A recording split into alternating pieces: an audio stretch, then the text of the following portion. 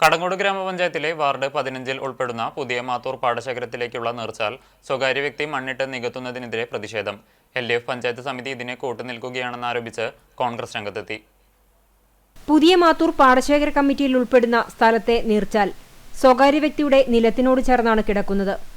മഴക്കാലത്ത് പാടശേഖരത്തിലേക്ക് വെള്ളം ഒഴുകിയിരുന്ന കൽക്കഴ എന്ന പേരിൽ അറിയപ്പെടുന്ന നീർച്ചാൽ സ്വകാര്യ വ്യക്തി വലിയ രീതിയിൽ മണ്ണിട്ട് നികത്തിക്കൊണ്ടിരിക്കുകയാണ്.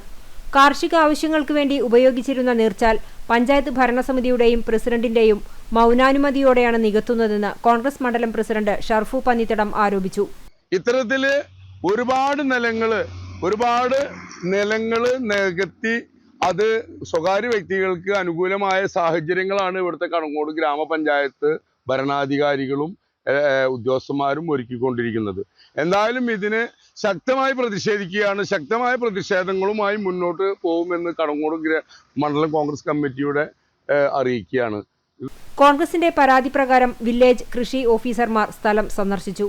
നികത്തലിനെതിരെ നടപടി സ്വീകരിക്കാമെന്ന് ഉദ്യോഗസ്ഥർ ഉറപ്പു നൽകി.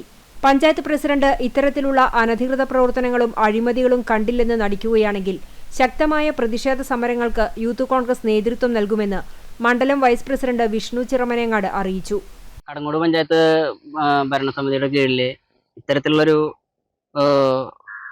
ഈ മണ്ണിട്ട് നികത്തുന്ന ഇത് പഞ്ചായത്ത് പ്രസിഡന്റിന്റെ വാർഡ് കൂടിയായിട്ടുള്ള ഈ ഒരു വാർഡിൽ നടക്കുമ്പോൾ പഞ്ചായത്ത് പ്രസിഡന്റ് ഇതിനെതിരായിട്ട് കണ്ണടച്ച ഒരു സമീപനമാണ് കാണുന്നത്.